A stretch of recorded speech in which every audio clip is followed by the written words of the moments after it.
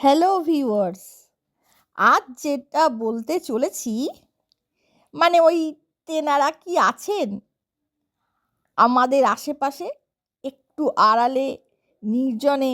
কখনো কখনো তেনারা নিজেদের অস্তিত্ব জানান দেয়।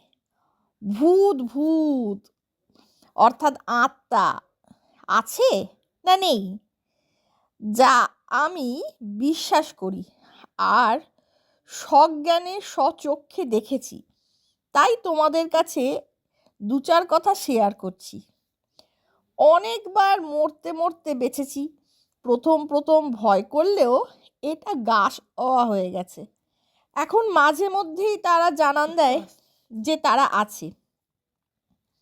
আমি বর্ণালী, বাড়ির ছোট্ট মেয়ে বাপির আদরে। কিন্তু সেই বাপি যখন পৃথিবী ছেড়ে চলে গেল, তখন একটা বড়সড় ধাক্কা পেয়েছিলাম। ছোট্টবেলার স্মৃতি আমার কাছে খুবই মধুর ছিল, কিন্তু বড় হতে না হতেই সব স্মৃতি ধামাচাপা পড়ে গেল। সেই ধামা সরিয়ে সবচেয়ে বিস্ময়কর ঘটনা আজ তোমাদের বলতে চলেছি। আমার লেখা কিছু গল্প তোমাদের কাছে আজ শেয়ার করব। এটা গল্প নয়, কোনো বই থেকে সংগৃহীতও নয়, কোনো ইংরেজি অনুবাদও নয়। এটা সম্পূর্ণ আমার সঙ্গে ঘটে যাওয়া কিছু ঘটনার একটা অংশ মাত্র। তখন ক্লাস 9-এ পড়ি। নিজের একটু হাত খরচের জন্য বাড়িতে না জানিয়ে একটা ক্লাস 2-এর ছোট্ট বাচ্চাকে অঙ্ক শেখাতে যেতাম। এটা আমার জীবনের প্রথম টিউশনি ছিল। নিজেও খুব এক্সাইটেড ছিলাম। বাপির মতন আমিও প্রথম রোজগার শুরু করেছিলাম। টিউশনিটা ছিল আমার বাড়ি থেকে অনেকটাই দূরে, আমার স্যারের বাড়ির কাছে। আমি থাকতাম রাজা সুবোধ মল্লিক স্কোয়ারে আর পড়াতে যেতাম মৌলালিতে, একেবারে জনবহুল যানবাহনপূর্ণ এজেসি বোস রোডে। ফ্ল্যাটটার নাম গোপন রাখলাম। পড়াতে যেতাম একটি 6তলার ফ্ল্যাটে। প্রথম দিন থেকেই আমার একটু খটকা লাগছিল। কেমন যেন বেশি বড় সড়ো আর বেশি ফাঁকা ফাঁকা আধারে ভরা একটা ফ্ল্যাট বাড়ি। দিনের বেলাতেও রাত 8টা মনে হবে। মাত্র আন্টির ব্যবহার আর ছোট্ট অশ্বিনকে দেখে ভালো লেগেছিল। আরও একটা কারণ ছিল, অশ্বিনের দিদিকে পড়াতো আমার বান্ধবী আর দাদাকে পড়াতো আমার বান্ধবীর মিস। তাই রোজ দুপুর 2টোর সময় আমি পড়াতে যেতাম। তখন আমার কাছে কোনো ফোন ছিল না, তাই আন্টিকে বলেছিলাম আমার জন্য নিচে অপেক্ষা করতে। কখনো কখনো আন্টি আমার জন্য অপেক্ষা করতো, কখনো কখনো গেটকিপার ওপরে ছেড়ে দিয়ে আসতো। অত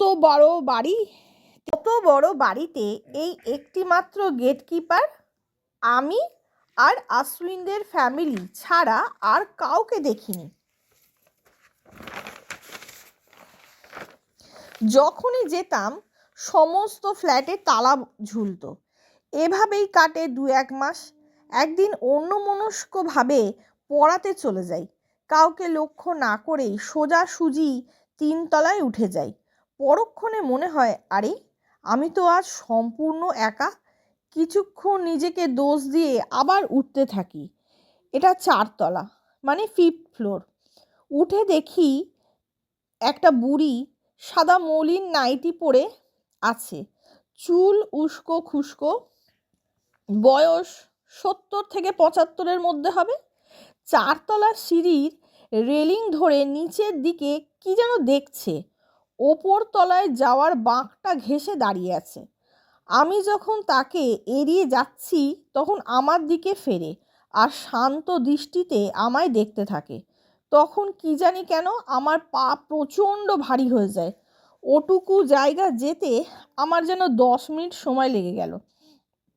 ওপরে উঠে পিছনে ফিরে দেখি নেই। ওই বুড়িটা কোনো রকমে সেদিন পড়াতে গিয়েছিলাম।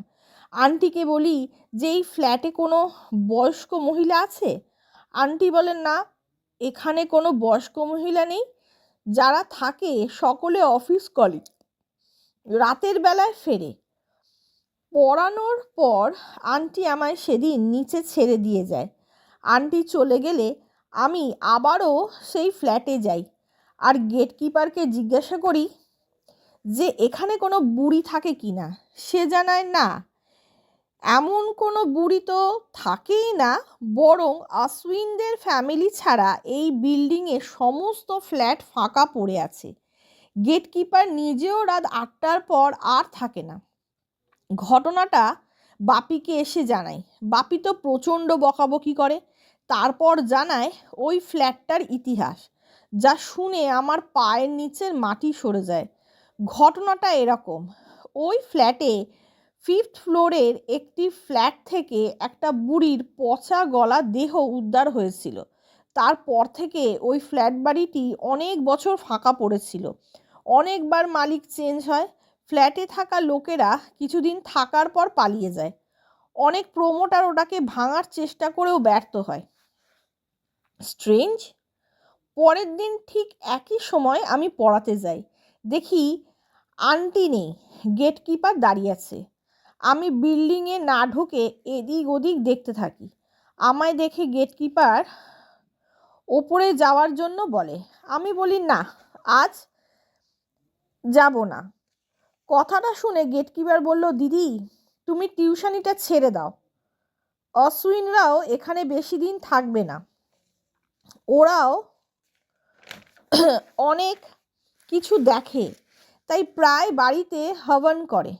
সে নিজেও অন্যত্র চাকরি খুঁজছে। এই শেষ, আর যায়নি ওখানে।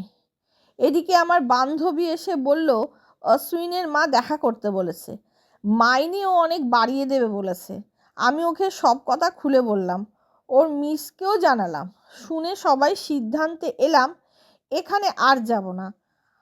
আমার বান্ধবী মিস বলল সেও যেন কি দেখেছে, কিন্তু কি দেখেছে? পঞ্চভূতে বিলীন হয়ে যাওয়া শরীর না আত্মা? হয়তো সে এখনো একা থাকতে চায়, কারোর অস্তিত্ব তার স্বাভাবিক জীবন নষ্ট করছে, নাকি কোনো বদলার অপেক্ষায় দাঁড়িয়ে আছে।